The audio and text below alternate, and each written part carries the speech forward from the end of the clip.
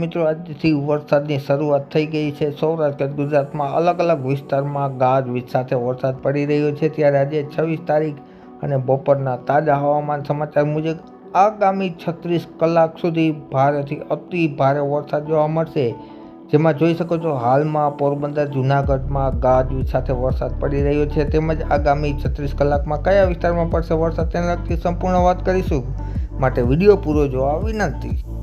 તારીખે 26 અને બપોરના 3 વાગ્યાના તાજા હવામાન સમાચાર મુજબ જોઈએ તો જૂનાગઢના વિસ્તારોમાં ગાજવીજ સાથે વરસાદ જોવા મળશે। આ ઉપરાંત અમરેલીના વિસ્તારોમાં તેમજ ગોંડલમાં, ત્યારબાદ પોરબંદરમાં, ઉપરાંત કુતિયાણા, રાણાવા વિસ્તારમાં, સાથે બોટાદમાં અને આ ઉપરાંત જસદણ વિસ્તારમાં, ચોટીલામાં, રાજકોટમાં ગાજવીજ સાથે મિત્રો વરસાદ જોવા મળશે। ઘણા વિસ્તારોમાં આંકડા છે એ 3 થી 4 ઇંચના વરસાદના આવશે મિત્રો। ત્યારબાદ વાત કરીએ તો મુખ્ય વરસાદ છે એ ઉત્તર ગુજરાત અને મધ્ય ગુજરાતમાં જોવા મળશે। જેમાં અમદાવાદની આસપાસ, ગાંધીનગર, મહેસાણા તેમજ વિરમગામ, હિંમતનગર, નડિયાદ, ધોળકા, ગોધરા, દાહોદ વિસ્તારોમાં ગાજવીજ સાથે વરસાદ જોવા મળશે મિત્રો। કચ્છના વિસ્તારો પણ બાકાત નહીં રહે, જેમાં રાપર, ગાંધીધામ, આ ઉપરાંત ભુજના વિસ્તારોમાં ગાજવીજ સાથે વરસાદ જોવા મળશે મિત્રો 26 તારીખે બપોરે 3 થી 4ની વચ્ચે।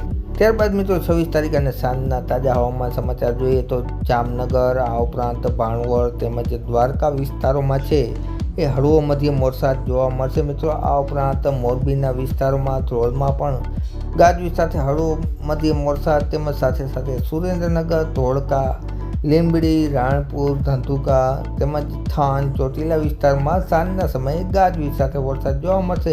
આ તરફ ઉત્તર ગુજરાત તરફ નજર કરીએ તો ઉત્તર ગુજરાતમાં વરસાદનું પ્રમાણ વધારે જોવા મળશે। જેમાં રાધનપુર, મહેસાણા, હિંમતનગર તેમજ પાટણ, સિદ્ધપુર, ચાણસ્મા, હારીજ, સાથે દિયોદર અને થરાદ વિસ્તારોમાં ગાજવીજ સાથે વરસાદ જોવા મળશે। જેમાં વરસાદના આંકડા છે એ 1 કલાકમાં 2 થી 3 ઇંચના જોવા મળશે મિત્રો।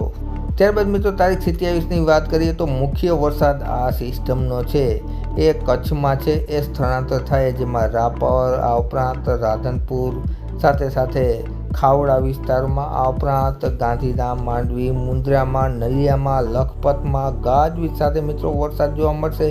જેમાં ભુજ સહિતના વિસ્તારોમાં 2 થી 4 ઇંચ જેવો વરસાદ 27 તારીખના રોજ જોવા મળશે બપોર સુધીમાં। આ તરફ પશ્ચિમ સૌરાષ્ટ્રમાં પણ સિસ્ટમની અસર જોવા મળશે। જેમાં દ્વારકા, ભાણવડ, જામનગર, આ ઉપરાંત કાલાવડ, જામજોધપુર, લાલપુર, ખંભાળિયા વિસ્તારોમાં 1 થી 2 ઇંચ જેવો હળવો મધ્યમ વરસાદ જોવા મળશે મિત્રો। અને મોરબીમાં પણ હળવા મધ્યમ ઝાપટા જોવા મળશે મિત્રો 27 તારીખ બપોરના તાજા હવામાન સમાચાર મુજબ।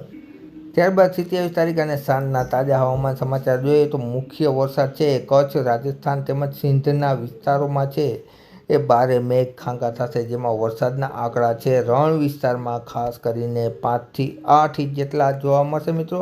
અને સમગ્ર કચ્છ જિલ્લામાં સાર્વત્રિક વરસાદ 27 તારીખના રોજ જોવા મળશે। ત્યારબાદ વાત કરીએ તો પશ્ચિમ સૌરાષ્ટ્રમાં પણ વરસાદની સારી એવી અસર જોવા મળશે। જામનગર, રાજકોટ, આ ઉપરાંત દ્વારકા, પોરબંદર જિલ્લાના મોટાભાગના વિસ્તારોમાં સાર્વત્રિક વરસાદ જેવો માહોલ 27 તારીખના રોજ જોવા મળશે। જે હળવો વરસાદથી માંડી અને મધ્યમ વરસાદ સુધીનો જોવા મળશે મિત્રો વરસાદ।